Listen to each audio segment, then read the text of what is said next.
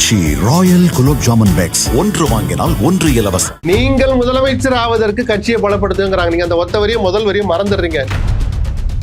அரவணைச்சு போங்கன்னு சொல்றது ஒரு தப்பா சார்? மறுபடியும் உள்ள கொண்டு வரணும்னு சொல்லி இவங்க எல்லாம் பேசுறது எடப்பாடிக்கு தேவையில்லாத விஷயம் தானே. சேலத்துல போய் ரிட்டையர்ட் ஆக போற எடப்பாடிக்கா இல்ல ஆட்சியை பிடிக்க நினைக்கிற எடப்பாடி? பிஜேபியோட அந்த இயக்கத்தை கூறு போடுறதுக்கு ஒரு ஆள் வேணும். அந்த பிஜேபியை தோல்ல சுமந்துக்கிட்டு தானே அப்படி உலா வர்றார். ஒரு தேர்தல் பொறுத்திருக்க கூடாதா? உங்களுடைய வார்த்தைக்கு ஏன் கூடாதுன்னு நான் சொல்றேன். விஜய் தான் ஃபேக்ட். விஜய் அவர் பெரிய த்ரெட்டா அப்படியா? அப்ப படுதோல்வி படுத்துட்டு இவர் பாட்டுக்கு போயிடுவார் சேலத்துக்கு. கட்சி யாரு காப்பாத்துவா? சுய விருப்பு வெறுப்பை தள்ளி வைக்கணும். வந்தா நம்மளை தள்ளி விட்டுருவானோ, இல்ல நமக்கு அவன் நம்மள ஒரு காலத்தை அப்படி பேசுறானே, இப்படி எல்லாம் நினைச்சால் ஒரு தலைவன் ஒரு மிகப்பெரிய இயக்கத்தை வழிநடத்த முடியாது. ஆனா அந்த பயத்தின் நியாயம் இல்லாம இல்லையா? சசிகலா ஒரு காலத்துல பயந்துகிட்டே ஒரு தலைமை பொறுப்புல இருக்கிறதுக்கு பேர் அது பெருமையா சார்? அந்த கிரீடத்தை எங்க சார் வச்சுக்குவீங்க? இல்ல அதனாலதான் அவங்களை விலக்கிட்டு ஒரு அதுக்கு பேர் ஒரு தலைவன் செய்யற வேலையா சார்? 10 நாள் இல்ல, இன்னைக்கு சாயங்காலம் கூட செங்கோட்டையனை கட்சி விட்டு நீக்குவாருங்கிறத நான் எதிர்பார்க்க. பாத்தீங்களா எவ்வளவு துணிச்சலாக செங்கோட்டையனை நீக்கினார்? செங்கோட்டை முன்னாடி எத்தனை பேர்ப்பா? 550 பேர் போனா பரவாயில்லப்பா, அந்த ஓட்டை நம்ம அந்த ஊர்ல சமாளிச்சுக்கலாம். அப்படி கணக்கு போடுற விஷயம் இது அல்ல.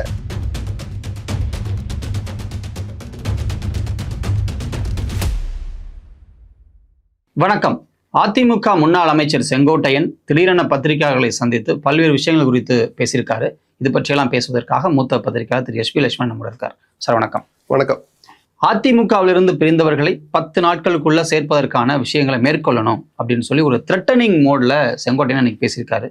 இது எப்படி பாக்குறீங்க? கெடு விதிச்சதுனால த்ரெட்டனிங்கிற வார்த்தை நீங்க யூஸ் பண்றீங்க. அவர் சொன்ன இன்னொரு வார்த்தையை நம்ம கவனிக்கணும். குறைஞ்சது 6 மாசத்துக்கு முன்னாடி இருக்கும்னு நினைக்கிறேன். நாடாளுமன்ற தேர்தல் முடிந்த பிறகு அதிமுக வரலாற்றிலேயே இல்லாத அளவுக்கு படுதோல்வியை சந்தித்த பிறகு 40க்கு 40 ஜெயலலிதா காலத்திலையும் தோற்றிருக்கிறாங்க. ஆனால் 7 தொகுதிகளில் அவர்களும் கூடுதலாக 2 தொகுதிகளில் தோழமை கட்சியினரும் டெபாசிட் போகிற அளவுக்கு ஒரு நாடாளுமன்ற தேர்தலில் அவங்க தோல்வி அடைஞ்சதே கிடையாது. அதனாலதான் கவனிக்க தகுந்த படுதோல்வியா அமைஞ்சது. அப்போ அந்த அதிர்ச்சி கொடுத்த ஒரு என்ன சொல்றது, ஒரு தைரியத்துல தனித்தனியா போய் சொன்னா இவர் திட்டமிட்டு அவர்களை வட்டம் போட்டு ஒதுக்குறார். எந்த தலைவருமே அவர்கள் விரும்பாத கருத்தை சொன்னா ரசிக்க மாட்டாங்க. இதுக்கு எந்த தலைவரும் விதிவிலக்கு கிடையாது. ஆரம்பத்துல 21 சட்டமன்ற தேர்தல் அப்பவும் இவர் பிடிவாதமா இருந்தார். அப்ப தன்னம்பிக்கைன்னு எல்லோரும் நினைச்சாங்க. யாரும் தேவையில்லைன்னார். எனக்கு கிடைத்த உளவு தகவல் 150 தொகுதி நான் ஜெயிப்பேன்னார். அமித்ஷாவே அதை கேட்டுக்கிட்டு சும்மா தான் போனார். வேற வழி இல்லை, இது உங்களுக்கான தேர்தல்னு சொல்லிட்டு போனார். 24 பாராளுமன்ற தேர்தலுக்கு முன்பாக அண்ணாமலை சேஷ்டை செய்தால் அதை வேற மாதிரி ஹேண்டில் பண்றதை விட்டுட்டு இருந்த கூட்டணியை பிரிச்சுக்கிட்டு வெளியில வந்தார். அது தவறு என்பதை தேர்தல் முடிந்த பிறகு அரித்மேட்டுக்கும் காட்டுச்சு, களச்சூழலும் தேர்தலுக்கு முன்பாகவே காட்டுச்சு. ஸோ அப்பையும் தவறு பண்ணார். இந்த தொடர் தவறுகளால் அப்போ பிஜேபி விட்டு வெளியில வர்றீங்க, பிரிஞ்சவங்களையாவது ஒன்று சேருங்கிற போது அதை பத்தி அவர் கண்டுக்கல. அப்பையும் தன்னம்பிக்கையோடு தான் இருந்தார். அது தப்பு கணங்குற தேர்தல் முடிவுகள் தான் காட்டுச்சு. 2 முறை அவர் ஒரு முயற்சி எடுத்தார், ஒரு தலைவருக்கே உரிய தன்னம்பிக்கையோடு. 2மே தப்பு கணக்காகிற போது சுய ஆய்வு செய்பவர் தான் நிஜமான தலைவராக இருக்க முடியும், தொடர்ச்சியான தலைமை பண்போடு இருக்க முடியும், அந்த இயக்கத்தை அதன் பிறகாவது வெற்றி பாதையை நோக்கி அழைச்சிட்டு போக முடியும். இந்த 2 முறையும் தன் இயக்கத்தை பற்றி சுய பரிசோதனை செய்ய எடப்பாடி மறுத்தார். அப்ப தனிச்சு போய் சொல்றதை விட இந்த சிந்தனை உள்ள சில பேர் போய் சேரலாம்னு தான் 6 பேர் போய் பார்த்தாங்க. அந்த 6 பேர் சந்திச்சுட்டு வந்த விஷயம் வெளியில வந்த பிறகு பல பேர் எங்களையும் சேர்த்து கூட்டிட்டு போயிருக்கலாமே, எங்க மாவட்டத்துல இதுதான நிலைமை அப்படின்னு சொன்னா தனிச்சு போய் சொல்ல யாருக்குமே ஒரு பயம் இருக்கும். அரசியல்ல நாளைக்கு நம்ம போயிட்டா நம்மளை பதவி விட்டு நீக்கிட்டா என்ன பண்றான்ட்டு அந்த ஒரு சுயநலம் கலந்த நியாயமான பயம், அதை நான் மறுக்கல. அந்த 6 பேரும் போய் என்ன சொன்னாங்கன்னா, நீங்க உங்க 2 முறை உங்களுக்கு அந்த வாய்ப்பு கொடுத்து நீங்க தோல்வியை ஏற்படுத்தி கொடுத்துட்டீங்க கட்சிக்கு, இந்த பதிலிருந்து நீங்க விளைவிக்குங்கன்னு கேட்க போல. அண்ணன், அடுத்து சட்டமன்ற தேர்தல் வருது, நீங்க தான் முதலமைச்சர் வேட்பாளர். பொதுச்செயலாளர்னு ஆல்ரெடி எல்லா கோர்ட்டும் சொல்லிடுச்சு, தேர்தல் ஆணையமும் சொல்லிடுச்சு. ஸோ அதுக்கும் பங்கம் வரப்போறது இல்லை. நீங்கள் முதலமைச்சர் ஆகணும்னா சவுத்துலையும் டெல்டாலையும் சேர்த்து தமிழ்நாடு முழுக்க ஜெயிச்சாதான் நம்ம முதலமைச்சர் ஆக முடியும்.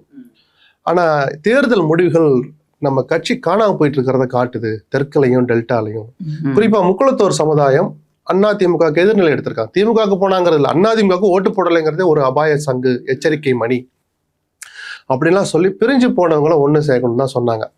OPS கூப்பிட்டு அவரை திருப்பி பொருளாளர் பதவி கொடுத்துடணும், தினகரனை கூப்பிட்டு அவருக்கு நல்ல பதவி கொடுக்கணும், சசிகலாவை கூப்பிட்டு டாப்ல உட்கார வைக்கணும். இப்படி எந்த பேச்சும் சந்திப்புல நடக்கல. அந்த சந்திப்பை முதல்ல வெளிப்படுத்தினவங்க முறையில் நான் சொல்றேன். அப்பயும் கூட நான் பதிவிட்டது கூட விமர்சனமா பண்ணல, ஒரு நல்லதுக்காக போய் சொன்னாங்க. எடப்பாடி பதில் சொல்ல திருப்பி பேசணும்னு தான் 2 பேரும் எந்திரிச்சாங்கன்னு தான் நான் சொல்லியிருந்தேன். நிஜம் அதுதான்.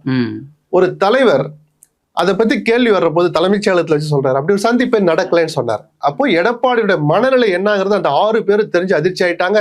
அதை சொல்கிற போதே பக்கத்துல இருந்த வேலுமணியும் அந்த 6 பேர்ல ஒருத்தர். எடப்பாடியின் மீது இருந்த மரியாதையின் காரணமா வேலுமணி மௌனமா இருந்தார். பொதுச்செயலாளர் சொல்ற தப்பு, அந்த 6 பேர்ல நானும் தான் ஒருத்தர் சொல்றதுக்கு வேலுமணிக்கு எவ்வளவு நேரம் ஆயிருக்கும். அவர் அந்த பயத்துல இருக்கிற நியாயத்தை நம்மளால புரிஞ்சுக்க முடியுது, தலைவர் மேல வச்சிருக்கிற மரியாதையை புரிஞ்சு. ஆனால் இந்த மரியாதையை, இந்த மரியாதை கலந்த பயத்தை எடப்பாடி தனக்கு சாதகமா பயன்படுத்திக்கிறாரோ, தன்னுடைய சுய பாதுகாப்பின்மைக்காக அல்லது சுய விருப்பு வெறுப்புக்காக ஒரு இயக்கத்தை தொடர் தோல்விகளுக்கு தள்ளிட்டு போறாரு அப்படிங்கிற அந்த ஆதங்கம் தான். ஏதோ திடீர் 10 நாள் கெடு திரட்டன்ல 6 மாசம் முன்னாடியே சொல்லியும் காது கொடுத்து கேட்காத எடப்பாடி எப்போது அதை பற்றி பேச்சு வந்தாலும் KP முனுசாமி போன்றவர்களை வைத்து, உதயகுமாரை வைத்து உடனடியாக முற்றுப்புள்ளி வைக்க நினைக்கிற எடப்பாடி இனிமேலும் அதை உடனடியா ஏத்துப்பாருன்னு தெரியல. ஏன்னா கண்ணு கெட்டுற தூரத்துல தேர்தல் வந்துடுச்சு, நீங்க பிரச்சார பயணத்தையே தொடங்கிட்டீங்க. அப்போ பிரச்சார பயணம் போறபோது வர்ற கூட்டம் வேற என்ன ஒரு சொல்ற வார்த்தை பயன்படுத்துறாங்க, வராத கூட்டமும் இருக்கு அதிமுக ஓட்டு போடுறதுக்கு. அவங்க மனசுல ஒரு தைரியத்தை, நம்பிக்கையை, உற்சாகத்தை ஏற்படுத்தணும்னா கட்சி பலமா இருக்கணுங்கிறத செங்கோட்டையன் சொல்றாரு. என்னை போன்றவர்கள் தொடர்ந்து சொல்றோம், தமிழ்நாட்டு அரசியலுக்கு திமுகவும் அதிமுகவும் அவசியம் அப்படிங்கிற அந்த அடிப்படையில அதிமுக பலவீனப்படக்கூடாதுங்கிறத நான் தொடர்ந்து சொல்றேன். ஸோ 10 நாள்ங்கிறது என்ன விட்டா சரி பேசிக்கலாம்ப்பா, இவர் இதே தான் சொல்றாரு. ஒரு மாவட்ட செயலாளர் கூட்டத்தில் அது பார்த்துக்கலாம். OPS முடிந்து போன கதை. தினகரன் அது காலம் வரும்போது பார்த்துக்கலாம். அந்த காலம் எப்போ வரும்னு காத்துட்டு இருப்பீங்க? நாமினேஷன் ஃபைல் பண்ற வரைக்குமா? இல்லப்பா கொஞ்சம் இருங்கப்பா, வாபஸ் வாங்குறதுக்கு ஒரு 7 நாள் இருக்குப்பா அப்படின்ற வரைக்கும் கூட சொல்லிட்டு இருப்பாரோங்கிற அந்த ஒரு யதார்த்தத்தின் அடிப்படையில தான் ஒரு 10 நாள்னு சொல்றாரு. தவிர ஏதோ 11ஆம் நாள் நான் போருக்கு வருவேன், சேலத்துல வீட்டுல தயாரா இருங்க, தலைமை கருத்து ரெடியா இருங்கலாம் செங்கோட்டையன் சொல்லலை. அது கெடுவ அந்த அர்த்தத்துல தான் நான் பாக்குறேன். ஆனா இப்போ இவங்க யாருக்கும் பதவிகள் எதுவும் வேண்டாம், பொறுப்பு எதுவும் வேண்டாம், கட்சியில வந்து சேர்ந்து அது OPS வார்த்தையை தான் அவர் சொல்றாரு. ஆனா எப்படி அதை நம்புறது? இருங்க, அது நம்புறது முதல்ல எப்படி முதல்ல உட்கார வச்சு பேசணுமா இல்லையா? OPS இங்க வாங்க, ஏதோ சொன்னீங்களே அது நிஜம்தானா? நம்புறதுன்ற ஒரு தலைவர் வாயிலிருந்து வர வார்த்தையா? இல்ல அப்படித்தானே முன்னாடி OPS வந்து எடப்பாடி CM ஆன சமயத்துல வந்து துணை முதல்வர் பதவி ஏத்துக்கிட்டார். அதை சொன்னது யாரு? மோடி தான் அந்த பஞ்சாயத்தை பண்ணார். 11 MLA-க்களை கையில வச்சிருந்தார். அந்த 11 MLA இல்லைன்னா எடப்பாடியோட ஆட்சி கவிழ்வது உறுதி. அவருக்கு கேட்கறதுக்கு உரிமை இருந்துச்சு. இவரும் ஏத்துக்கிட்டு கட்சியுடைய தலைமை பொறுப்பையே கொடுக்க முன் வந்தார். அப்போ அன்னைக்கு தலைமை பொறுப்பை தனக்கு மேலாக இடத்துல உட்கார வைக்க முன் வந்த எடப்பாடி இன்னைக்கு கட்சியை காப்பாத்துறதுக்கு ஏன் யோசிக்க மாட்டார்? கேள்வி வரும்ல. அது எந்த பதவி வேணா நிபந்தனை இல்லாம தானே சொல்றார். அப்ப கூப்பிட்டு நிஜமாவே அப்படிதானா? அது வெறும் கேட்கக்கூடாது, கிளைச்சாளர் பதவி கூட போட மாட்டேன், இதெல்லாம் நீங்க ரூமுக்குள்ள உட்காந்து பேசவே கூடாது என்று ஒரு தலைவர் சொல்கிற போதுதான் இந்த 2ஆம் கட்ட தலைவர்களுக்கு அந்த இயக்கத்தின் மீது ஒரு நல்லெண்ணம் இருக்கிற, அந்த கட்சி நல்லா இருக்கணும்னு நினைக்கிற நபர்களுக்கு ஒரு பயம் வருது. ஆனா இவங்க எல்லாரும் சேர்ந்தானே OPS பொதுக்குழுல இருந்து வெளியேற்றினாங்க, சசிகலா வெளியே அனுப்புனாங்க, TTV-யை வந்து வெளியனுப்பு. அதான் ஒரு தடவை அந்த முடிவு எடுக்கிற போதும் ஒரு நல்லது நடக்கும்னு சொல்லி தான் யாருமே எடுப்பாங்க. அதனாலதான் எல்லா முடிவுகளையும் எடுத்த போதும் அந்த பொதுக்குழு 2100 பேர் 2500 பேர் கைதட்டிக்கிட்டே இருந்தான். சசிகலாவை பொதுச்செயலராக தேர்ந்தெடுக்கிறோம், கைதட்டினாங்க. அந்த பரப்புலேருந்து நீக்குகிறோம், கைதட்டினாங்க. எடப்பாடியை தேர்ந்தெடுக்கிறோம், கைதட்டினாங்க. OPS-ஐ நீக்குகிறோம், கைதட்டுறாங்க.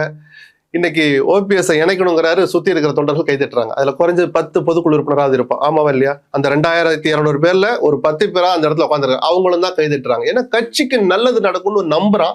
நடக்காத போது கொஞ்சம் சிந்தனையை மாத்துங்கன்னு எதிர்பார்க்கிறான். ஒரு தொண்டனுக்கும் ஃபோரம் கிடையாது. எடப்பாடி பஸ்ல பேசிட்டு இருக்கும்போது கீழே ஒரு 2000 பேர் நிக்கிறான்னு வச்சுக்கோ, சின்ன ஊர்ல 2000 பேர்ல குறைஞ்சது 100 பேர் மனசுலயாவது 200 பேர் மனசுலயாவது இந்த கட்சி நல்லா இருக்கணும், ஒன்னா இருக்கணும்னு நினைப்பான். அவர் பேசிட்டு இருக்கும்போது பேச்சை நிறுத்துங்க, கட்சி எப்போ ஒன்னா சேரும்னு கேட்கிற துணிச்சல் இவனுக்கு இருக்காது. ஆனா உள்ளுக்குள்ள மனசுக்குள்ள இருக்கும். அதைத்தான் விஜய் வேதனைன்னு சொல்லி காமிச்சார். என்னை போன்றவர்கள் சொல்றோம் அதிமுகவினர் உற்சாகமா இல்லைன்னு சொன்னோம். தனித்தனியா ஃபோரம் கிடையாது. இந்த மாதிரி தலைவர்கள் தான் குரலை வெளிப்படுத்தணும். இப்போ வந்து நாங்க இந்த முடிவை 10 நாட்களுக்குள்ள எடுக்கல அப்படின்னா இதே மனநிலையில் இருக்கக்கூடிய எல்லாரும் சேர்ந்து அதை செய்வோம் அப்படின்ற. ஆமா, அது இந்த 6 பேரும் சேருவாங்களா தெரியாது. அது நமக்கு இனிமேல் தானே தெரியும். இல்ல இந்த பேட்டியிலேயே கூட நீங்க முதல்ல பேசுங்க, நாங்க அப்புறம் என்ன பேசுறோம் பார்த்துட்டு வர்றோம் அப்படின்னு சொல்றவங்களும் இருந்திருக்கலாம். சோ இது ஏதோ எண்ணிக்கை கணக்கு இல்லை, உணர்வுகள் சம்பந்தப்பட்ட விஷயம். இந்த உணர்வை புரிஞ்சுக்கிறீங்களா, புரிஞ்சுக்கலையா? இந்த உணர்வை ஏத்துக்கிறீங்களா, ஏத்துக்கலையாங்கிறத செங்கோட்டை முன்னாடி எத்தனை பேர்ப்பா? 550 பேர் போனா பரவாயில்லப்பா, அந்த ஓட்டை நம்ம அந்த ஊர்ல சமாளிச்சுக்கலாம் அப்படி கணக்கு போடுற விஷயம் இது அல்ல. செங்கோட்டை முன்னாடி 4 MLA கூட இல்லையங்க அப்படின்ற கணக்கு இது இல்லை. இது MLA-க்கள் சம்பந்தப்பட்ட விஷயம் அல்ல, ஒரு சாதாரண அதிமுக தொண்டனுடைய உணர்வு சம்பந்தப்பட்ட விஷயம். அதை செங்கோட்டை வெளிப்படுத்திருக்காரு. இந்த கட்சி நலனுக்காக தான் சொல்றாரு. இதை ஏத்துக்கலைன்னா செங்கோட்டை என்ன பண்ணு, திமுக போயிடுவாரா சார்? இல்ல காய் வெட்டி கட்டிட்டு காசிக்கு போயிடுவாரா சார்? அதை பத்தி நமக்கு என்ன சார் கவலை? ஒரு இயக்கம் நல்லா இருக்கணும்னு ஒருத்தர் சொன்னான்னா நான் யாரையும் ஆதரிப்பேன். அது கம்யூனிஸ்ட் இயக்கமா இருந்தாலும் சரி, ஒரு வேற எந்த இயக்கமா இருந்தாலும், ஒரு இயக்கம் பிரிஞ்சு போன இயக்கம் ஒன்னா சேரணும்னு சொன்னா ஒரு பத்திரிகைக்காரன் என்ன செய்யணும்? இல்ல உடைஞ்சது உடைஞ்சாவே இருக்கட்டும்னு என்கரேஜ் பண்ற மனநிலையில நான் கிடையாது.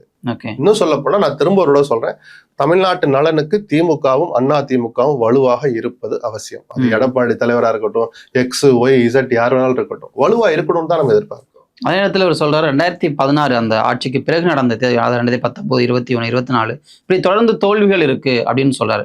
ஆனால் 2019ற்கு பிறகு அதிமுக ஒரு 2021 பார்த்தோம்னா கொஞ்சம் ஒரு அளவுக்கு நல்ல இடங்களை பெற்றுதான் எதிர்க்கட்சியாகவும் அமர்ந்தாங்க. அப்படியா? அந்த 21 தேர்தலுடைய நோக்கம் என்ன? நாங்கள் எப்படியாவது ஒரு 60 இடங்களை பெற்றுவிடுதான் நோக்கம். அப்படி சொல்லிட்டு பிரச்சாரத்தை ஆரம்பிச்சா இல்ல அப்படி சொல்லிட்டு அவங்களுடைய நோக்கம் என்ன சார்? ஆட்சியை தக்க வைக்கிறது. ரிசல்ட் என்ன? ஆனா தோல்வி இருங்க சார், ரிசல்ட் என்ன? ஆட்சியை இழந்தீங்க. ரிசல்ட் தான். ஜெயலலிதாவும் அப்படி நடந்திருக்கு. ஆமா, ஜெயலலிதா 4 சுத்தமாவே தோத்த வரலாறு உண்டு. மீண்டும் எழுந்த சக்தி அதை நிரூபிச்சார். ஆனா எடப்பாடியால நிரூபிக்க முடியலங்கிறதா இப்ப விஷயமே. இல்ல அவருக்கான கால அவகாசம் எந்த 3 தேர்தலா? எப்படி அவர் 55 வயசா எடப்பாடிக்கு? இப்ப 2026ல தெரிஞ்சிரும்ல. அப்ப எத்தனை இடம் நீங்க காத்துக்கிட்டே போவீங்க? இல்ல அதான் தப்பு கணக்கு எதனால போடுவீங்க? 21ல போடுவீங்க, 24ல போடுவீங்க, 2ல எதனால தோல்வின்னு தெரிஞ்ச பிறகும் 26லயும் போடுறீங்க. சரி, இப்ப 26க்கு ஏன் இந்த அலாமிங்? ஒரு தேர்தல் பொறுத்திருக்க கூடாதா? உங்களுடைய வார்த்தைக்கு ஏன் கூடாதுன்னு நான் சொல்றேன். விஜய் தான் ஃபேக்டர். 2006ல விஜயகாந்த் கட்சி தொடங்கின போது 8.5% ஓட்டு வாங்கினார். கட்சிக்கு அங்கீகாரம் பெறுகிற அளவுக்கு. அவர் ஜெயிச்ச தொகுதி 1 தான். அப்ப விஜயகாந்தோட இம்பாக்ட் ஒரு தொகுதி தான் பார்க்க கூடாது. கலைஞர் என்கிற ஆளுமை இருந்த போதும் அவருக்கு மெஜாரிட்டி இடங்கள் கிடைக்காத அளவுக்கு தாக்கத்தை ஏற்படுத்தியவர் விஜயகாந்த். ஆட்சி பொறுப்பை இழந்த போதும் ஜெயலலிதாவுக்கு 60 இடங்களுக்கு மேல கிடைக்கிறதுக்கு காரணம் விஜயகாந்த் எஃபெக்ட் தான். யாருக்கு கிடைக்கும் யாருக்கு பறிக்கும்னு முடிவு பண்ணவே முடியாது ஒரு பிரபலத்தினுடைய வருகை. விஜயகாந்தை விட, நான் சொல்றதுல எனக்கு ஒன்றும் தயக்கம் கிடையாது, விஜயகாந்தை விட சினிமா பிரபலம் அதிகமாக இருக்கிறவர் விஜய். இன்னைக்கு காலகட்டம், இன்னும் 10 வருஷத்துல அது பங்கலாம். இன்னைக்கு ஒரு உச்சத்துல இருக்கிற ஒரு நடிகரா இருக்கிற போது இளைஞர்களை ரொம்ப சீக்கிரமா ஈர்த்துட்ட ஒரு விஜய் வந்து அந்த அதிமுக ஓட் பேங்கை குறி வச்சு சில வார்த்தைகளை சொன்ன பிறகும் எடப்பாடிக்கு இன்னொரு வாய்ப்பு கொடுங்கன்னு சொல்றது மறைமுகமாக அதிமுகவை பலவீனப்படுத்துகிற வேலை. அதை எவர் ஒருவர் சொன்னாலும் என் கருத்து அதுதான். ஏன்னா இப்ப ஒரு தலைவர் அவர் வந்து ஒரு எண்ணத்தோடு சுற்றுப்பயணம் வரைக்கும் ஆரம்பிச்சிட்டாரு. ரொம்ப மச் ஏர்லியரா அந்த விஷயத்தை ஆரம்பிச்சிட்டாரு. அப்படிப்பட்ட நிலைமையில அவருக்கு இக்கட்டு தரும் மாதிரி இப்படி ஒரு மூத்த தலைவரே செயல்படுறது இது இக்கட்டா? ஒரு கட்சி நல்லா இருக்கணும்னு சொல்றது இக்கட்டா இல்ல எப்படி? அதான் சார், இன்னும் செங்கோட்டையனை பத்தி பல விமர்சனங்கள் வரும். இவர் யார் தோண்டி விட்டான்னு எங்களுக்கு தெரியும். பிஜேபியோட அந்த இயக்கத்தை கூறு போடுறதுக்கு ஒரு ஆள் வேணும். அந்த பிஜேபியை தோல்ல சுமந்துக்கிட்டு தானே அப்படி உலா வர்றார். அதே செங்கோட்டையன் அவங்கள போய் சந்திச்சுட்டு வந்து, ஆமா, கட்சி நலனுக்கு நான் போயிட்டு வந்த பிறகுதான் உறவு நல்லா இருந்துச்சுன்னு சொன்னார். அதையும் கவனிங்க. நல்லா இருந்தா பிரச்சனை இல்லையே. அந்த பிஜேபி வேடிக்கை பார்க்குது இல்ல, ஓபிஎஸும் தினகரனும் இந்த அணியை விட்டே போறதை கூட பிஜேபி வேடிக்கை பார்க்குது இல்ல. அப்ப செங்கோட்டை உஷாராயிட்டான் தானே நான் எடுத்துக்குவேன். நல்ல எண்ணம் இல்லை இல்ல பிஜேபிக்கு. அந்த நல்லெண்ணம் இல்லாதவர்களை இடது பக்கம் வலது பக்கம் வச்சுக்கிட்டு நீங்க சொன்ன வெற்றி பயணத்தை தொடங்கிட்டாருன்னா அந்த பயணத்தால் என்ன பயன்? இப்ப வெறும் ஒரு தேர்தல் தோல்வி அதை மட்டுமே நம்ம மனசுல வச்சுக்கிட்டு ஒரு தலைவரை எதிர்ப்பது சரியா, இல்ல வந்து அவர் வந்து ஒரு தேர்தலுக்காக ஒரு வியூகத்தை, இப்ப பிஜேபியோட மறுபடியும் சேர்ந்துட்டாங்க, ஓரளவுக்கு அவங்களுக்கு ஒரு நம்பிக்கையாகவும் இருக்கு, இப்ப எல்லா இடங்களும் போறாங்க, அப்படிப்பட்ட சூழல்ல அதை அனுமதிப்பது சரியா? இல்ல, வெற்றி தோல்வி 2ஆம் பட்சம் தான். ஆனா ஒரு தலைவன் முதல்ல காது கொடுத்து கேட்கணும். அதுல 10% கூட எடப்பாடி அதை கேட்க மாட்டாங்கிறதா இந்த குரல்களுக்கு காரணம். ஆனா எல்லா இடத்துக்கும் அவரை நோக்கி தொண்டர்கள் வராங்க, அவருக்கு பின்னாடி இருக்காங்க. அப்படியே ஒரு தேர்தலே வந்தாங்களே, 24 தேர்தலையும் கூட்டம் கூடிச்சு. எடப்பாடியுடைய பிரச்சார கூட்டங்களை எடுத்து பாருங்க, கூட்டம் கூடாம இருந்துச்சு. எதுக்காக 40க்கு 40 தோத்தாங்க? அங்கே கூடுகிற கூட்டம் சொல்ல 2000 பேர் டைட்டா தான் தெரியும். ஆனா ஓட்டு வாங்கணும் சார். நீங்க அந்த 21ல இருந்த நிலைமை 24ல இல்ல, 24ல இருந்த நிலைமை மிக நிச்சயமாக 26ல இருக்காது. விஜய் என்கிற ஃபேக்டர் வந்தாச்சு. அதிமுக வாக்கு வங்கி மேலும் பலவீனப்படும். எல்லா இயக்கங்களுக்கும் பாதிப்பு இருக்கும், அதை நான் மறுக்கல. அதிமுக குறி வச்சு அவர் இறங்குறாருங்கிற போது மிக நிச்சயமாக அதிமுக பாதிப்பு இருக்குங்கிற யதார்த்தம் சாதாரண அரசியல் அறிவுள்ள ஒருவனுக்கே புரிகிற போது அந்த இயக்கத்தினுடைய தலைமை பொறுப்புல இருக்கிற எடப்பாடி அதை பத்தியே பேசாதீங்கன்னு சொன்னா அது தலைமை பண்பா? வெற்றி தோல்வியெல்லாம் நீங்க சொன்ன மாதிரியே தள்ளி வச்சிடுங்க. ஒரு இயக்கத்துடைய நல்லதுக்குன்னு எனக்கு பிறகு 100 ஆண்டுகள் இந்த இயக்கம் இருக்கும்னு ஜெயலலிதா சொன்ன போது பக்கத்துல இருந்து கேட்டவர் தான் எடப்பாடி. காதால கேட்டார். அப்ப தலைமையில செயலர் நினைக்கிறேன் கண்டிப்பா இங்க நின்று கேட்கிறாரு. அப்ப அது உங்க காதுகளில் ஒழிக்கலையா? அப்ப ஜெயலலிதா மேல நீங்க வச்சிருக்கிற மரியாதை தானா? அவருடைய ஆன்மா உங்களை மன்னிக்குமா? திரும்பவும் சொல்றேன், வெற்றி தோல்விக்காக இல்லை, இந்த இயக்கம் இருக்கணுங்கிறதுக்காவது நீங்க ஏதாவது மெனக்கடுறீங்களா? அதை பத்தி பேசவே கூடாதுன்னு சொல்ற போதுதான் இது ஒரு பப்புள் தான் என்னை பொறுத்த வரைக்கும். அது வெடிக்கும். அல்லது வெடிக்கலைன்னா உள்ளுக்குள்ள அது வேலையை காட்டும். 24 தேர்தலே காட்டுச்சு. எடப்பாடி அதன் பிறகும் உஷார் ஆகல. செங்கோட்டையன் இன்னொரு விஷயத்தையும் சொல்றாரு. எம்ஜிஆர் வந்து தன் ஆட்சிக்கு எதிராக இருந்தவர்களை கூட போய் சந்திச்சாரு. என் பெயரை சொன்னாலே வெற்றி பெற்றும். தனி மனித விருப்பு வெறுப்பு கூடாதுங்கிறத அவர் சுட்டி காட்டுறாரு. முத்துசாமி சகோதரர் முத்துசாமிக்காக நான் காத்திருக்கிறேன்னு ஆணவம் பிடித்த ஜெயலலிதா என்று சிலரால் இன்றைக்கும் வர்ணிக்கப்படுகிற ஜெயலலிதா சகோதரர் முத்துசாமிக்காக நான் காத்திருக்கிறேன்னு சொன்னாங்க. அவர் இயக்கத்துல சேர போறாரு, வேற இயக்கத்துல போய் தெரிஞ்சுக்கிட்டு. எந்த ஒரு நபருக்காகவும் ஜெயலலிதா அந்த வார்த்தையை பயன்படுத்தினது இல்லை. காளிமுத்து பயன்படுத்தின வார்த்தையை நாடே அறியும். ஆனாலும் அந்த காளிமுத்துவை உள்ள நுழைஞ்ச உடனே சட்டமன்றத்துக்குள்ள கும்பிட்டுட்டு உட்கார்ற இடத்துல போய் உட்கார வச்சார். சரிதானா? அதெல்லாம் எதுக்கு? அதுக்கெல்லாம் என்ன காரணம்? அரவணைக்கிறங்கிற அந்த ஒரு மனப்பான்மை, தலைவனுக்கு இருக்க வேண்டிய ஒரு மனப்பான்மை, சுய விருப்பு வெறுப்பை தள்ளி வைக்கணும். ஐயோ வந்தா நம்மளை தள்ளி விட்டுருவானோ, இல்ல நமக்கு அவன் நம்மள ஒரு காலத்துல அப்படி பேசுறானே, இப்படி எல்லாம் நினைச்சால் ஒரு தலைவன் ஒரு மிகப்பெரிய இயக்கத்தை வழிநடத்த முடியாது வெற்றிகரமாக. ஆனா அந்த பயத்தின் நியாயம் இல்லாம இல்லையா? சசிகலா ஒரு காலத்துல பயந்துகிட்டே ஒரு தலைமை பொறுப்புல இருக்கிறதுக்கு பேர் அது பெருமையா சார்? அந்த கிரீடத்தை எங்க சார் வச்சுக்குவீங்க? இல்ல அதனாலதான் அவங்களை விலக்கிட்டு இவர் அதுக்கு பேர் ஒரு தலைவன் செய்யற வேலையா சார்? அரவணைச்சுக்கிட்டு அவங்களை தங்கள் கண்ட்ரோல்ல வைக்கணும் சார். ஒரு தலைவனுக்கு அதுவும் தேவைங்கிறத ஒத்துக்கிறீங்களா இல்ல மறுக்கிறீங்களா? அரவணைக்கிறது குரல் கொடுக்கணும் பூரா ஒதுக்கிட்டே இருந்து கட்சியை விட்டு நீக்கிட்டு யாரை நீக்கினீங்க? எந்த சசிகலாவை நீக்கினீங்க நீங்க? ஒரு நிமிஷம் யோசிச்சுப்பாங்க. அப்புறம் எவ்வளவு பெரிய துரோகம் சார் அது. சசிகலாவுக்கு வக்காலத்து வரலாற்றுல பதிவு பண்ணப்பட்ட விஷயத்த விவாதிக்கிற உரிமை நமக்கு இருக்கு. சரி, அது அவருடைய ராஜதந்திரம்னு கூட சொல்லிக்க, அரசியல்ல சூழ்ச்சி தான் ஒரு குவாலிபிகேஷன் சொன்னா, அப்படியே செஞ்சுக்கிட்டே போய்கிட்டு இருந்தீங்கன்னா இயக்கத்தை எப்படி வழி நடத்துவீங்க? சரி, அப்படி குறிப்பிட்ட ஒரு சாராரை ஒதுக்குனதன் மூலமா சவுத்துல என்ன ரிசல்ட் வந்துச்சு? திருநெல்வேலியில் நம்ம என்ன கெதியானோம்? 24ல் 2000 ஓட்டு கம்மியா வாங்கியிருந்தா 4ஆம் இடம். அதிமுகவின் கோட்டை என்று சொல்லப்படுகிற திருநெல்வேலியில அதிமுக 4ஆவது இடம் போயிருக்கோம். இப்ப சொல்லுங்க, எடப்பாடியோட ராஜேந்திரனா சார் அது? அப்படி நீக்கிட்டு எப்படி அப்படியே பாதுகாப்பா போய்கிட்டு இருக்காருல்ல சார்? வேற என்ன சார் உங்களுக்கு வேணும்னு கேட்பீங்களா? அந்த திருநெல்வேலி அதிமுக தொண்டனுக்கு இருக்கிற வழியை வேறு ஒருவரும் உணர முடியாது. ஆனால் தலைமை பொறுப்புல இருக்கிற எடப்பாடி உணர்ந்தே ஆகணும். ஆனா அதனாலதான் இப்ப பிஜேபியோட கூட்டணி, நயினா நாகேந்திரனுடைய வருகை இதெல்லாம் சரி பண்ணிட்டு நம்புறாங்க அவங்க அப்படின்னு சொல்லியும் பார்க்கப்படுது இல்லையா? அப்படியா? எத்தனை நாளைக்கு தான் சார் டெஸ்ட் பண்ணிட்டே போவீங்க? இப்ப விஜய் ஒரு டெஸ்ட் பண்ணலாம், புதுசா வந்திருக்கிறா, தனியா நின்று பார்ப்போமே நமக்கு எவ்வளவுதான் இருக்குன்னு ஒரு விஷ பரீட்சையோ அல்லது அவசியமான பரீட்சையோ ஒரு எளிதாக ஆகணும். அதிமுக கிட்டத்தட்ட 30-40 ஆண்டுகள் ஆண்ட கட்சி சார் இது. இதுக்கு மேலே டெஸ்ட் பண்ணிட்டே போவீங்களா? சரி, அப்படியே உங்க தன்னம்பிக்கைக்கு ஒரு வாய்ப்பு கொடுத்தாங்க, உங்களுடைய தனித்த தன்னம்பிக்கைக்கு இன்னொரு வாய்ப்பு கொடுத்தாங்க. அது ஒற்றை தலைமை ஆன பிறகு 24 தேர்தல் 2 பேரா இருந்தனால 21 ஜெயிக்க முடியல. ஓபிஎஸ் நான் ஒரு முடிவு எடுத்தா ஓபிஎஸ் என் காலை பிடிச்சி இழுக்கிறாரு சொன்னாரு. சரி, அது ஒரு நியாயம் தானே உங்களை மாதிரி ஆளுகளை பேச்ச நம்பி. சரி, அவர் தன்னம்பிக்கையோடு இருக்க விடுங்கப்பான்னு சொல்லிட்டு 21 விட்டாங்க. 24 தனித்த ஆளுமையாக இருந்தார். எல்லா முடிவுகளையும் அவரே எடுத்தார். நிஜமாகவே உட்காந்து ஹோம்ஒர்க் பண்ணார்.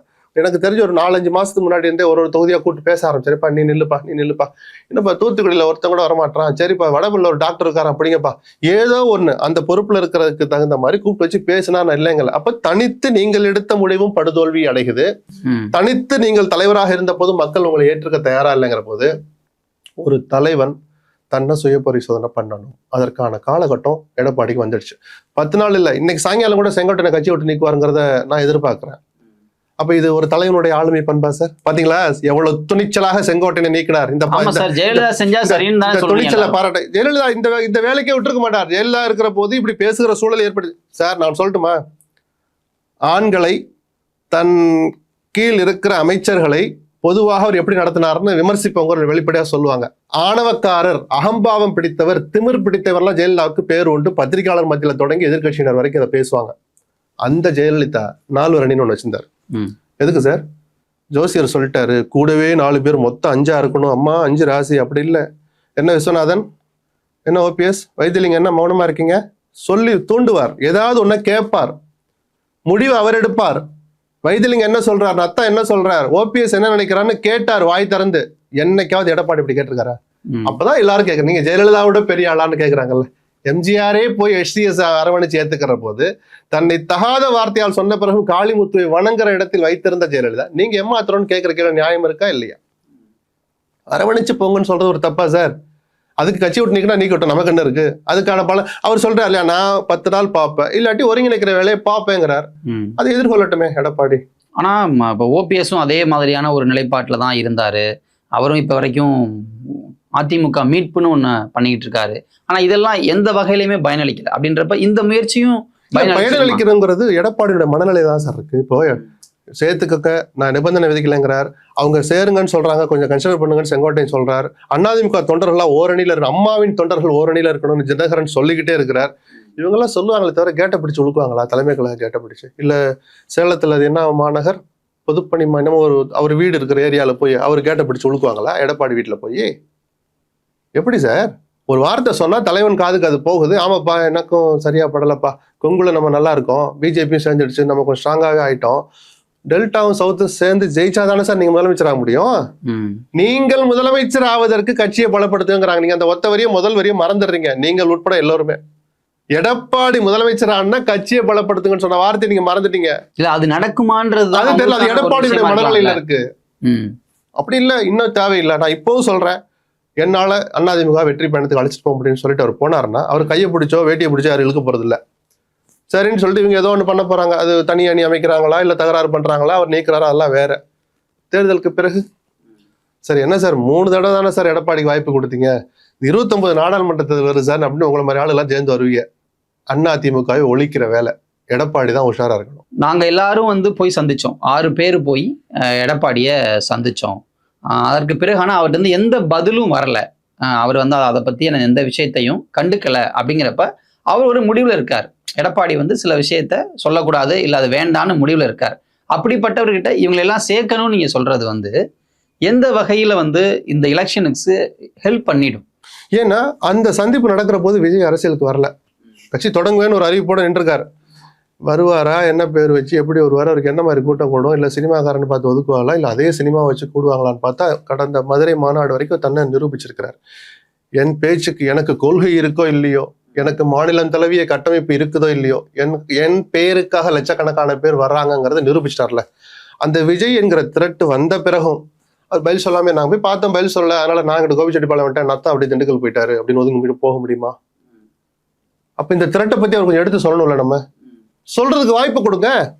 இல்ல இது தெரியும். நாங்கள் 6 பேர் சந்தித்து விட்டு வந்த பிறகும் பொது பிரச்சனைகளில் என்னை கலந்து ஆலோசிப்பதை தவிர்த்தார்னு சொல்றாரு. நான் சொன்னல ஒரு வார்த்தை, யாரெல்லாம் குரல் கொடுக்குறாலும் அவங்கள பூரா ஒதுக்கிறது. ஏன்னா ஒரு தலைவன் சேஃபா இருக்காராம், இதுக்கு பேர் தலைமை பண்பா சார்.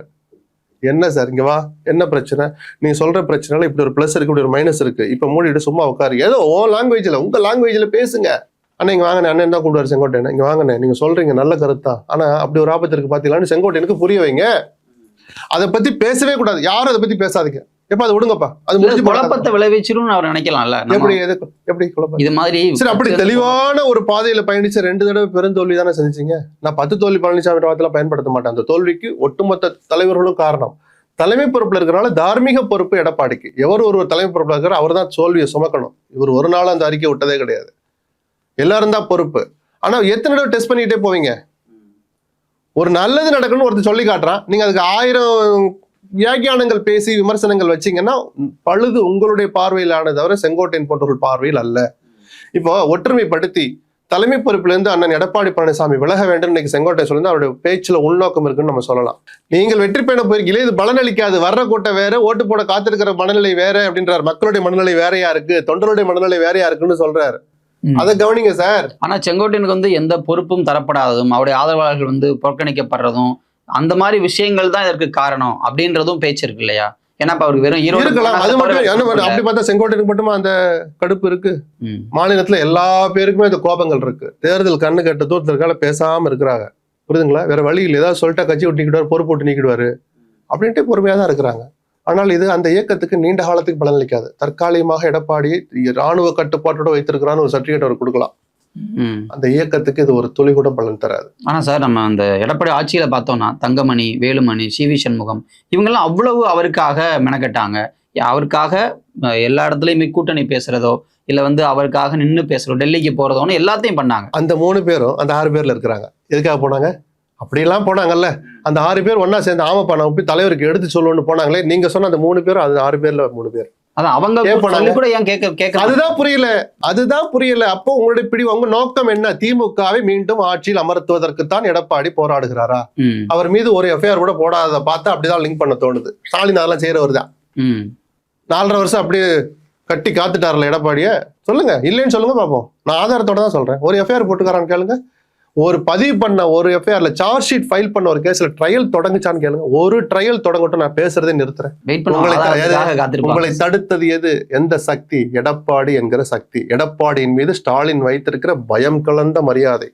வெட்கப்பட வேண்டாம். திராவிட மாடல் தலகுனிய வேண்டாம். திமுக காரங்களுக்கு அவ்வளவு தொக்கா போச்சா? திமுகவுக்கு செய்கிற துரோகம், 2வது தமிழ்நாட்டு மக்களுக்கு இந்த நிமிடம் வரை ஸ்டாலின் செஞ்சுக்கிட்டு இருக்கிற துரோகம். அது தனிக்கதை, அப்புறம் பேசுவோம்.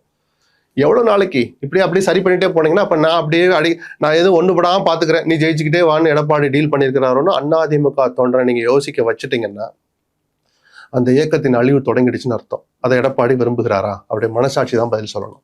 இந்த 10 நாள் கெடு விதிக்கப்பட்டிருக்கு. ஒருவேளை எடப்பாடி பழனிசாமி இதுக்கு பதில் சொல்லல, இல்ல வழக்கம் போல அதை மௌனமாக கடந்து செல்றாருன்னா செங்கோட்டையனுக்கு என்ன ஆப்ஷன்ஸ் இருக்கு? தெரியல. இப்ப நம்ம 2 பேரும் என்ன கிளம்பி போவோம், இப்போ என்னண்ணே அப்படி போறீங்களா இப்படி போறீங்களான்னு பாப்போம். திமுகவில் போய் சேர்வாரெல்லாம் ஒரு ஃபர்ஸ்ட் ஆப்ஷன் சொல்றாங்க. அதனால எல்லாம் பெரிய பலன் கிடைக்காது. இன்னைக்கு மீட்டிங்ல ஒரு நாள் கூட்டா முடிச்சு போயிடும். எதுக்கு சார் வரணும்? ஏங்க, ஒரு தலைவன் ஒரு அடையாளப்படுத்தப்பட்ட ஒரு ஆளுமே தான் மனசு நினைக்கிறேன் சொல்றாரு. அதுக்கு 4 எம்எல்ஏ இந்த பக்கமும் இந்த பக்கம் ஒரேப்பா அந்த பேலன்ஸ் குறையுதுப்பா. ஒரு எம்எல்ஏ இங்கிட்டு வாங்கப்பா, கேமரா அப்பதான்ப்பா சரியா வரும். அப்படியா? இல்ல சார், என்ன மாதிரி நிறைய பேர் இருக்காங்க. ஆமா இருக்கிறாங்கன்னா தெரிஞ்சுக்கோமே நிறைய பேர் என்ன நடக்குன்னு பாப்போம். இல்ல ஒற்றை நபராக செங்கோட்டையன் கடைசி வரைக்கும் இந்த தனித்த மரமாக நிற்கிறாரா பொறுத்திருந்து பாப்போமே. ஒரு கருத்தை, ஒரு இயக்கத்துக்கு நல்லதுன்னு நினைக்கிற கருத்தை சொல்றார்.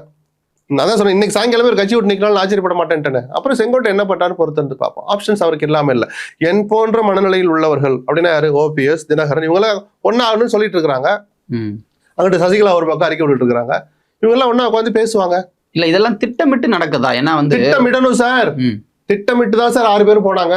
அண்ணே நான் திண்டுக்கல்ல இருந்து கிளம்பிட்டேனே, சண்முக விழுப்புரமா எங்கட கிராஸ் ஆகுறேன், மதிய சாப்பாடு எங்க, இதெல்லாம் திட்டத்துல ஒரு பகுதி. ஆமாவா இல்லையா? ஆமா. அப்ப அதுக்கு பேர் திட்டமிட்டு 6 பேரும் கிளம்பி வந்திருக்காங்க. எத்தனை மணிக்கு உள்ள போறதுன்னு கேட்ட திறக்கும்போது 6 பேர் ஒன்னா உள்ள போகணும் சார். அதுக்கு பேர் அதுவும் திட்டம் தான். வேற என்ன திட்டம்? தேர்தல் நெருங்குறப்ப இப்படி ஒரு நெருக்கடியை கொடுப்பது. தேர்தல் நெருங்குகிற நேரத்துல கூட ஒரு தலைவன் காது கொடுத்து கேட்க மாட்டாருன்னா இப்ப பேசாம செங்கோட்டை இப்ப பேசுவார். ஸ்டேட்மெண்ட் விடுறாங்க. இது வரைக்கும் காத்திருந்தார். ஒரு தலைவர் யோசிப்பார். விஜய் வந்த பிறகாவது, விஜய் இந்த கூட்டத்தை கூட்டிய பிறகாவது எடப்பாடி யோசிப்பார்னு காத்திருக்கிறார். விஜய் அவர் பெரிய த்ரெட்டா அப்படியா? அப்ப படுதோல்வி படுத்துட்டு இவர் பாட்டுக்கு போயிடுவார் சேலத்துக்கு. கட்சி யாரு காப்பாத்துவா? அதிமுகவே விஜய் வந்துதான். ஆமாம், அந்த அந்த உண்மையை ஒத்துக்கிறதுக்கு வெக்கப்படக்கூடாது. ஓகே, விஜய் வந்தால் அதிமுக திரட்ட, திமுகவுக்கும் திரட்டுதான். கூட்டி அறைகளுக்குள்ள ஸ்டாலினும் உட்காந்து டிஸ்கஸ் பண்ணுவார். லண்டன் போயிருக்கனால ஒரு 10 நாள் தள்ளி இங்க வந்தோடனே என்ன பார்த்து விஜய் எப்படிப்பா சமாளிக்கிறதுன்னு பேச்ச ஆரம்பிக்கிறவன் தான் தலைவனா இருக்க முடியும். புரியுதுங்களா? அது ஏதோ வெக்கப்படுற விஷயமோ கோழைத்தனமோ அல்ல. ஒரு தலைவன் தன் இருப்பை நிரூபிக்க வேண்டிய ஒரு இயக்கம் செய்ய வேண்டிய சுய பரிசோதனை. அது கிண்டல். நிஜமா சொல்றது கிண்டல் கிடையாது. ஒருத்தர் வர்றாருன்னா பயந்தா சார் ஆகணும். நீங்க இப்போ OPS NDAல இருந்து விலகுறாரு. சசிகலா நான் இனிமேலும் அமைதியாக இருக்க மாட்டேன்னு ஸ்டேட்மெண்ட் விடுறாங்க. செங்கோட்டையன் நான் சில விஷயங்களை இன்னைக்கு பேசுறேன்னு முன்னாடியே சொல்லியிருந்தாரு. டிடிவியும் NDAல இருந்து விலகுறாரு. இப்போ இவங்க எல்லாம் அடுத்தடுத்து இந்த அதிமுகவை நோக்கிய நகர்வுல இருக்கிறாங்க அப்படின்றது ஒரு எடப்பாடி பழனிசாமியை ஒரு நெருக்கடிக்கு உள்ளாக்கி நம்ம ஒரு குழப்பத்தை ஏற்படுத்தணும் அப்படின்ற மென்டாலிட்டியில செயல்படுறாங்களோ அப்படின்ற பார்வையும். குழப்பத்தை ஏற்படுத்தணும்னு நினைக்கிறது ஏதாவது ஒரு ஆதாரம் சொல்லுங்க. அவங்களுடைய நோக்கம் குழப்பம் தாங்கிறதுக்கு ஏதாவது ஒரு ஆதாரம் சொல்லுங்க. நான் NDAவில் தான் இருக்கிறேன்னு தினகரன் OPS சொல்லிக்கிட்டே இருந்தாங்களா? நயினார் ஒரு டைம் சொன்னாரு, அண்ணாமலை ஒரு காலகட்டம் சொன்னாரு. சொல்ல வேண்டிய அமித்ஷா வாய் திறந்திருக்கிறாரா? NDAவில் தொடர்கிறேன் நான் கேட்கறதுக்கு மட்டும் சொல்லி ஆம் இல்லைன்னு மட்டும் சொல்லிட்டே வாங்க. நான் கேட்கிறேன், அமித்ஷா வாயிலிருந்து வந்துச்சா? இல்ல. எல்லாத்தையும் அமித்ஷா முடிவு பண்ணுவான்னு தமிழிசை சொன்னாரே தவிர அந்த அமித்ஷா வாய் திறந்து சொன்னாரா? இல்ல. அந்த நேரத்துல பார்க்கலாம், சில பேர் வரலான்னு பொதுவா சொல்லிட்டு போயிட்டாரு. ஃபர்ஸ்ட் மீட்டிங்ல NDAல வேற யாரெல்லாம் வருவாங்கன்னு எடப்பாடி சேர்ந்த அன்னைக்கு சொன்னார். அதுக்கப்புறம் அதை பத்தி பேசவே இல்லை. அவர் எடப்பாடி பேரையும் சொல்லலைங்கிறது தனிக்கதை. அதுக்கப்புறம் நான் NDAவில் தான் தொடர்கிறேன் இவர் தொடர்ந்து சொல்லிட்டு இருக்கிற போதும் ஜான் பாண்டியன், அந்த NDAவின் ஒரு அங்கமாக இருக்கிற ஜான் பாண்டியன் தன் கட்சியினுடைய நிகழ்ச்சியை நடத்துறார். NDAல இருக்க அத்தனை தலைவர்களையும் கூப்பிடுறார். அத்தனை கட்சியின் சார்பாக பிரதிநிதிகள் தலைவர்கள் போய் கலந்துக்கிறாங்க. தினகரனை கூப்பிடல. நான் NDAவில் இருக்கிறேன். எடப்பாடி வர்றதுக்கு முன்னாடி எடப்பாடி அதிமுக தலைமையிலான அந்த எடப்பாடி தலைமையில் வந்தாலும் சரி, அவர் இல்லாமலும் சரி, அதிமுக NDAவில் இணையணும்னு சொல்லிக்கிட்டே இருந்த தினகரன், அவர்கள் வந்த பிறகு நான் NDAவில் இருக்கிறேன்னு சொன்ன தினகரன் அவரை கூப்பிடல. சரி, ஒரு கட்சியோட நிகழ்ச்சி ஏதோ கொஞ்சம் மிஸ்கம்யூனிகேஷன் எடுத்துக்கலாம். எடுத்த உடனே ஒரு சம்பவத்தை வச்சு ஒரு அரசியல் முடிவு எடுக்க முடியாது. GK வாசன் NDAவில் ஒரு அங்கம். ஒரு தன் தந்தை நினைவுனால வருஷம் நடத்துற மாதிரி இந்த இடம் கொஞ்சம் கிராண்டா நடத்தினார். என்ன தேர்தல் ஆண்டு இது, அதுல ஒன்றும் ஆச்சரியம் இல்லை. எல்லோரையும் கூப்பிடுறாரு. NDAவுக்கு வர விரும்புகிற பிரேமலதாவையும் கூப்பிடுறாரு. வரணும்னு இவங்க விரும்புறாங்க இல்லையா, அந்த பிரேமலதாவையும் கூப்பிடுறாரு. அவர் சுதீஷா அனுப்பி வைக்கிறார். ஆனா தினகரனை கூப்பிடல. அப்போ அவர் BJPயோட ஆலோசிக்காமல், எடப்பாடியுடன் ஆலோசிக்காமல் ஜான் பாண்டியனும் வாசனும் இந்த முடிவை எடுத்திருக்க மாட்டார்கள். இருவருமே தனிப்பட்ட முறையில டிடிவி மேல எவ்வளவு மரியாதை இருக்கிறவங்கன்னு தனிப்பட்ட முறையில எனக்கும் தெரியும் ஒரு பத்திரிகையாளர். அப்படிப்பட்ட தினகரனை தவிர்க்கிறாங்கன்னா அதுல பொலிட்டிக்கல் மெசேஜ் இருக்கு. இப்ப தொடாதீங்க, தொட்டா எடப்பாடி கோச்சுக்குவார் அப்படின்னு BJP சொல்லியிருக்கலாம். இல்ல அவங்கள கூப்பிடாதுன்னு எடப்பாடி தன்னுடைய இயல்பாவே சொல்லியிருக்கலாம். அதன் பிறகு அவர் நீடிக்கணுமா, இல்ல அப்படி அவமானப்பட்டு இருக்கட்டும் சார் அதுல என்ன சார் அப்படின்னு சொல்லுவீங்களா? அவங்களும் ஒரு கட்சி நடத்துறாங்கல்ல, அவரும் வாக்கு வங்கி நிரூபித்தவர் தானே. இன்னைக்கு ஒரு வாக்கு வங்கியை வச்சிருக்கிறார்ல, அது அரையா 1 3 4 மக்கள் முடிவு பண்ணட்டும். அதுக்கு மேல அந்த அணியில இருக்க முடியாமல் போனது காரணம் தினகரனா அந்த சூழலை ஏற்படுத்தியவர்களா? அப்ப குழப்பத்தை விளைவிக்க அப்படிங்கிற வார்த்தையை அடிபட்டு போதே சார். ம். நான் மோடியை சந்திக்க நேரம் கேட்டேன், இல்லை எனக்கு ஃபோனே பண்ணலைன்னார் நயினார். ஓபிஎஸ் சொன்ன போது இவர் அந்த மெசேஜ் எடுத்து காமிச்சார். நயினார் யார் ஃபோனே எடுக்கிறலன்னு ஒரு குற்றச்சாட்டு இருக்கு, பிஜேபிக்குள்ளே இருக்கு. அது அவர் கவனிக்கட்டாது, அவருடைய விஷயம். ஒரு தலைவர் ஒரு காலத்தில் தனக்கும் மேலாக தன் இயக்கத்தில் இருந்த தலைவர்னு கூட ஓபிஎஸ் நினைக்கல. இன்னைக்கு என்டிஏல ஒரு சக அங்கம்னு கூட அவர் நினைக்கல. அவர் பொது வெளியில ஒரு பொய்யை சொல்றாரு, அது பொய்ன்னு ஓபிஎஸ் நிரூபிக்கிறார். அதுக்கப்புறம் அவர் தண்ணியில இருக்க முடியாம போனது காரணம் ஓபிஎஸ்ஸா இல்ல அந்த சூழலை ஏற்படுத்திடலாம். இவங்கெல்லாம் போயிட்டு என்ன சும்மா இருக்கணும்னு நினைக்கிறீங்களா, இல்ல எப்படி? இப்படி வெளியில போயிட்டீங்கன்னா போயிருங்கப்பா, தமிழ்நாட்டுக்குள்ளே இருக்கக்கூடாது, தேர்தல் முடிஞ்சு வாங்கன்னு சொல்லுவீங்களா? இது ஒரு கருத்தா? இது ஒரு தலைவன் எதிர்பார்க்கிற சூழலா? சொல்லுங்க. போனாங்கன்னா சரி, நீங்க என்ன வேணாலும் முடிவெடுங்க, நான் எதிர்த்து களமாட நான் தயார்னு சொல்றது ஒரு மனநிலை. இல்ல அவ ஏதோ நடக்கூட நடந்துடுச்சு, இருங்க நம்ம பேசுவோம் அப்படின்னு கூப்பிட்டு பேசுறது இன்னொரு மனநிலை. என்ன நடக்குதுன்னு பார்ப்போம். ஓகே, இந்த ஒட்டுமொத்த விஷயத்துக்கு பின்னாடியும் பாஜக இருக்கலாம்ன்ற ஒரு கருத்தும் இருக்கு. ஏன்னா திராவிடங்கள் இல்லா தமிழகம், கழகங்கள் இல்லா தமிழகம்ன்ற கோஷத்தை பொன் ராதாகிருஷ்ணன் தமிழிசை எல்லாம் தலைவரா இருக்கிற போது கொண்டாந்தாங்க. அப்ப அவங்களால முடியல, என்னென்னவோ பண்ணி பார்த்தாங்க, ஒன்றும் முடியல. அப்ப இந்த கழகங்கள்ல ஒரு கழகத்தை ஒழிப்போம். தினகரனும் ஓபிஎஸும் தொடர்ந்து ஒன்றிணையாமல் போனால், அல்லது ஒரு அணியில் இருந்து கொண்டே அந்த அணியை விட்டு வெளியே போனால் என்ன தாக்கம் ஏற்படும் என்பதை புரியாத கட்சி அல்ல பிஜேபி. தேசிய அளவில் நீங்க தான் என்டிஏக்கு தலைமை. இந்த என்டிஏக்கு அதிமுக தலைமை தமிழ்நாட்டில், அந்த அதிமுக கொண்டு வந்ததே பிஜேபி தானே. அப்போ அந்த முக்கியமான 2 பேர் வெளியே போறாங்களே, அது துளியாவது கவலைப்பட்டாங்களா பிஜேபி? நீங்க சொல்லுங்க, எதை கவலைப்பட்டாங்களா? வெளியே போயிட்டாங்க. கொஞ்சம் நிதானமா இருந்திருக்கலாம் ஓபிஎஸ். யார் சொன்னா? தமிழிசை. எந்த நிதானம் மேடம்? அந்த தர்மயுத்தம் நடக்கிற போது நைட்டு 10 ஆயிடுச்சு, பரவாயில்ல 10க்கு போய் உட்காருங்கன்னு சொன்னீங்களா, அந்த நிதானமா? அன்னைக்கு நீங்க அந்த சேட்டை பண்ணாம இருந்தா அன்னைக்கு அதிமுக அந்த அளவுக்கு வந்திருக்குமா, பிளவுபட்டிருக்குமா? அன்னைக்கு தொடங்கின பிளவு தானே இன்னைக்கு வரைக்கும் தொடர்ந்துகிட்டு இருக்கு. அப்ப நிதானம் அப்ப உங்களுக்கு தெரியல, இப்போ ஒரு முடிவு எடுத்து வெளியே போனா நிதானமா பேசிருக்கலாமா? இவ்வளவு அவமானப்பட்ட பிறகா? சொல்லுங்க சார். அது இத்தனை பிளவுகளுக்கும் காரணமான, இல்ல இதுக்கெல்லாம் லீட் பண்ண ஓபிஎஸ், இல்ல இதுல எடப்பாடி முதல்வரானதுக்கு பிறகும் அவருக்கு அழுத்தம் கொடுக்கப்பட்டதாக பார்க்கப்பட்ட தினகரனை, சசிகலா அதை கண்ட்ரோல் பண்றாங்க, அதெல்லாம் வேண்டான்னு இவங்க எல்லாம் சேர்ந்துதான் முடிவெடுத்தாங்க. அப்படிப்பட்டவங்களை மறுபடியும் சேர்க்கணும், மறுபடியும் உள்ள கொண்டு வரணும்னு சொல்லி இவங்க எல்லாம் பேசுறது எடப்பாடிக்கு தேவையில்லாத விஷயம் தானே. எந்த எடப்பாடிக்கு? சேலத்துல போய் ரிட்டையர்ட் ஆக போற எடப்பாடிக்கா, இல்ல ஆட்சியை பிடிக்க நினைக்கிற எடப்பாடிக்கா? அந்த வார்த்தையை சேர்த்து சொல்லுங்க சார். ஒண்ணு உங்க செல்வாக்கு நிரூபிச்சிருக்கணும், மக்கள் உங்களை ஏத்துக்கணும். இந்த ரெண்டுமே நடக்கல. அப்ப கட்சி எப்படி பலப்படுத்தணும்னு நினைக்கிறவன் தான் ஒரு நிஜமான தலைவனா இருக்க முடியும். எடப்பாடி இது வரைக்கும் அப்படி அவர் நினைக்கவே இல்லைங்கிறதுனாலதான் எல்லாரும் சொல்லி, சரி இப்படி எடப்பாடி கரைசரி நினைக்கல, இன்னும் 2 மாசம் பத்தி கண்டுக்கவே இல்லை. தினகரன் ஓபிஎஸ் நான் திருப்பி கேட்கிற, தலைமை கழக வாசல்ல போய் உண்ணாவிரதம் இருக்க போறாங்களா? அவங்க அரசியல் பண்ண போறாங்க சார். சொல்ல போறீங்களா? அவங்க லெட்டர் பேடு கட்சின்னு நீங்க நக்கல் பண்ணலாம், 4 பேரோட இல்லைன்னு கிண்டல் பண்ணலாம், 4 பேரோட இல்லைன்னு சொல்லிக்கிட்டே போற ஊரெல்லாம் அமமுக காரங்களை சேர்த்துட்டு இருக்கிறாரு. ஆகஸ்ட் கடைசி வாரம் வரைக்கும் போய் பாபநாசம் ஒன்றியச்சாளர்கள் 2 பேரும் அமமுகவிலிருந்து அண்ணாதிமுக இணைந்தார்கள் எடப்பாடி போஸ்ட் கொடுக்குறாரு. கூட்டணியிலையும் கட்சியிலையும் அந்த அணியில இருக்கிறத பேரை கூட சொல்ல மாட்டீங்க. அங்கே போற ஊர்ல எல்லாம் அந்த கட்சியில இருந்து சிறப்பீங்கன்னா அப்புறம் அதுக்கு மேலேயும் தினகரன் பார்த்துக்கிட்டு வேடிக்கை பார்த்துட்டு சும்மா இருக்கணும்னு நினைக்கிறீங்களா? அவங்க வெளியே போறாங்க, அவங்க என்னாவது ஒரு களமாட தான் போறாங்க. அவங்களுக்கு ஆப்ஷன் இருக்குல்ல. நீங்க சொன்ன அந்த 3 பேர் சேர்ந்து ஒரு அணி அமைக்கலாம். இல்லை செங்கோட்டையன் போன்றவர்கள், இந்த ஒத்த மனநிலை இருக்கிறவங்க எடப்பாடிக்கு ஒரு பாட புகட்டணும்னு நான் சொல்றேன். அரசியல் பாடத்தை வருங்கால சந்ததிக்கு கற்றுக் கொடுக்கணும். ஒரு மிகப்பெரிய இயக்கத்தை பிளவுபடுத்த ஒரு தலைவன் நினைத்தால் தவறான முடிவெடுத்து அந்த தலைவனுக்கு தக்க பாடத்தை தமிழ்நாடு அரசியல் புகுட்டியதுங்கிற வரிகளை ஒரு பேராவை வருங்கால சந்ததி படிக்கணும்னு ஆசைப்படுறேன். எடப்பாடிங்கிற தனிநபர் மீதான அல்ல. ஒரு பெரிய இயக்கத்தை வீழ்த்துவதற்கு தன்னை அறியாமல் அல்லது தனக்கு தெரிந்தே துணை போன தலைவனை இந்த மாநிலம் அடையாளம் கண்டுகொள்ள வேண்டும். ஒரு இயக்கத்தை கூறு போட்டு தங்களுடைய நேரத்திற்கேற்றாற்போல் ஒருத்தரையா தேர்வு செய்து அவர்களை பகடைக்காயாக்கி வேண்டிய காரியங்களை சாதித்து கொண்டு அவர்களை தெருவில் விட்ட பிஜேபிக்கு மக்கள் என்ன பாடம் போட்டினாங்க, அந்த இயக்கத்தை சேர்ந்தவர்கள் பகடைக்காயாக ஒரு காலத்தில் இருந்தவர்கள் என்ன பாடம் கற்றுக் கொடுத்தாங்கன்ற வரலாற்றையும் அந்த சம்பந்தப்பட்ட கட்சிகள் கத்துக்கிறதுக்கு ஒரு வாய்ப்பு அமைஞ்சதுன்னா நான் ரொம்ப சந்தோஷப்படுவேன். இது எல்லா இயக்கங்களுக்கும் பொருந்தும், எல்லா தனிநபர்களுக்கும் பொருந்தும். பார்க்கலாம் சார், இன்னும் 10 நாளைக்கு பிறகு நடக்குதுன்றதை நம்ம அடுத்தும் பேசலாம். உங்களுக்கு கருத்துக்களுக்கும் நேரத்துக்கும் நன்றி. நன்றி.